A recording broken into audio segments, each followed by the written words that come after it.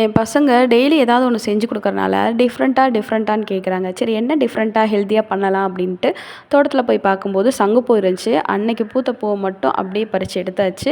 ஒரு டம்ளர் வந்து தண்ணி வச்சுட்டு சங்குப்பூவை நல்லா கழுவிட்டு அந்த சங்குப்பூவை அப்படியே வந்து அந்த தண்ணியில் போட்டு நல்லா கொதிக்க வச்சாச்சு. கலர் நல்லா சேஞ்ச் ஆனதுக்கப்புறம் அதை ஃபில்டர் பண்ணி எடுத்தாச்சு. அதை அப்படியே வந்து அந்த பாத்திரத்தில் மாற்றிட்டு இதுக்கு ஜெல்லி தான் பண்ண போகிறேன். அகரகர் சேர்க்கலாமா இல்லை கார்ன்ஃப்ளவர் மாவு சேர்க்கலாமான்னு ஒரே கன்ஃபியூசன்.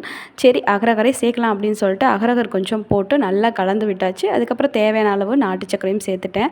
அகரகர் வந்து ஊற வச்சு தான் பண்ணணும். நான் கொஞ்சம் அப்போதைக்கு யோசனை பண்ணனால அப்படியே பண்ணிட்டேன். இது நல்லா கரைஞ்சி செட் ஆனதுக்கப்புறம் அப்படியே ஒரு தட்டத்தில் மாற்றி ஒரு 10 நிமிஷம் விட்டுட்டு பார்க்கலாம் அப்படின்னு சொல்லிட்டு 10 நிமிஷம் கழித்து கை வச்சு பார்க்குறேன். நல்லா செட் ஆயிடுச்சு. கின்னுன்னு இருந்துச்சுங்க. அதுக்கப்புறம் கட் பண்ணி பார்க்கும்போது ஈஸியாக கட் ஆச்சு. நல்லா ஜெல்லி மாதிரி செட் ஆயிடுச்சு.